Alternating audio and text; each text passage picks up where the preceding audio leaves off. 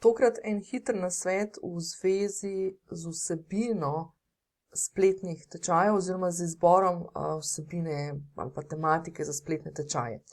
Tale zadeva, v kateri vam bom zdaj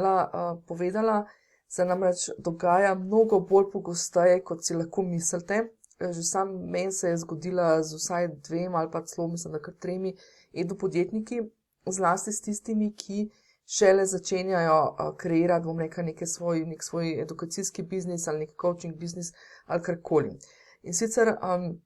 ravno pred časom sem imela v enem od mojih programov edupodjetnico oziroma recimo je bodoča edupodjetnica in si je izbrala vsebino oziroma področje, za katerega sem takoj rekla, daj preveri, če ti to sploh lahko prodajaš. Ne? In je zelo hitro ugotovila,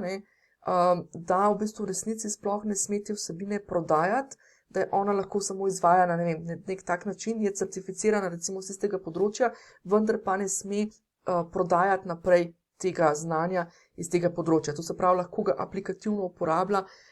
pri strankah, ne sme pa izobraževati o tem področju. Tako da to je recimo en primer.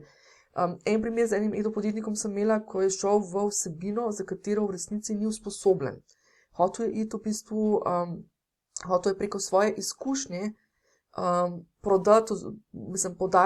znanje o tem področju, vendar pa je šlo to znanje preveč na področje, da ne bom zdaj preveč izdala, šlo preveč na področje,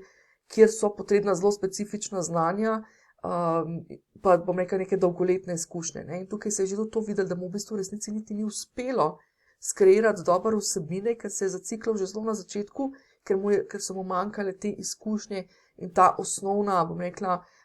akademska znanja. En primer recimo sem imela pa, ko je edupodjetnik se odločil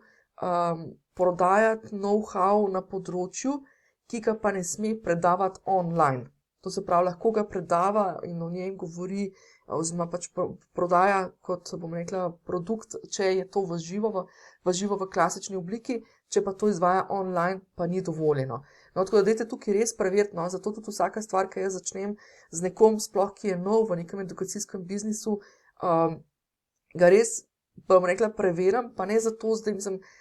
predvsem se gre za to, da je škoda časa, da vložite, energijo pa čas, pa to, da skreirate programe, ki jih na koncu ne boste mogli prodajati ali pa še bojo še celo kje po kakšnem žepu vsekali ali pa kaj tacka,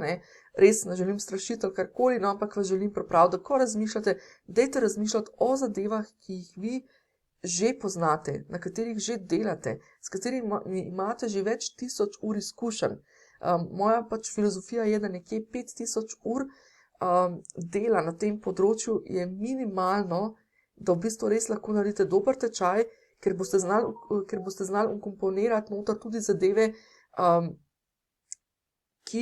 za katere lahko predpostavite, da bojo šle narobe, ali pa za katere lahko predpostavite, da jih udeleženci ne bojo najboljše razumeli, ali pa kjer imate izkušnje, da veste, kaj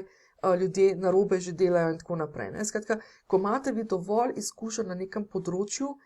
takrat je v bistvu najlažje narediti spletne tečaje, ker vse to svoje izkušnje, vse te svoje znanje vkomponirate potem v programe za ali samostojno učenje oziroma neke vodene coaching oziroma mentorske programe.